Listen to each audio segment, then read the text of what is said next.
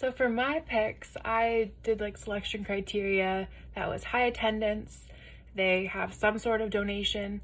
There's a mix of racial, occupational, and financial backgrounds, and there's a mix of gender and ages, and they have some kind of expertise that can contribute to the larger mission of Camp Williams. The first person that I picked was Chung because I feel like she has connections that would benefit the organization, being in the media field, and she has a platform that could be impactful to creating more buzz around the organization. On top of that, her donation success suggests that she's already passionate about this and further supported by her 100% attendance.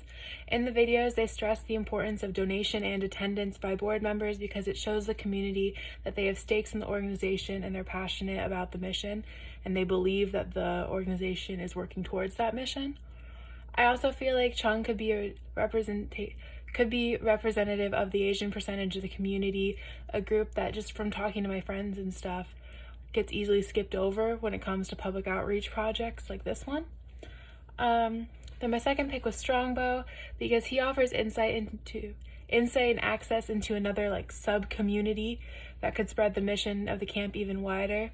As a trusted member of this community, you can further add credibility to the nonprofit as a whole.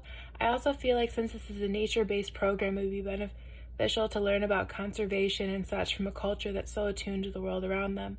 Part of this mission organization is to have at-risk teens become more knowledgeable about other cultures.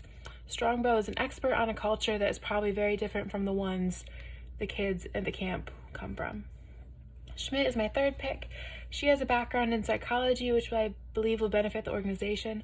Since the camp is sort of attempting behavioral modification for at-risk teens, it would be beneficial to have her insight into the psychology behind these behaviors. I also feel like she can ensure the practices of the camp are being based on some kind of research and won't potentially cause more harm in the long run. McNamara is a single mother, and I know personally, coming from a single parent household, children of single mothers are more likely to be categorized as high risk. So I think she could help give further insight into that.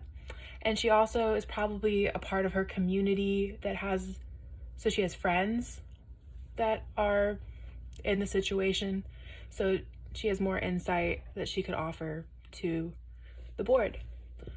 I think it's important not to just have the biggest donors on the board, but also have financial diversity. Jones has expertise in day-to-day functions of camp activities, such as waste disposal, which I think the board could benefit from. Having someone with legislative ties such as Snyder would be beneficial when applying to grants, but also in a legal capacity.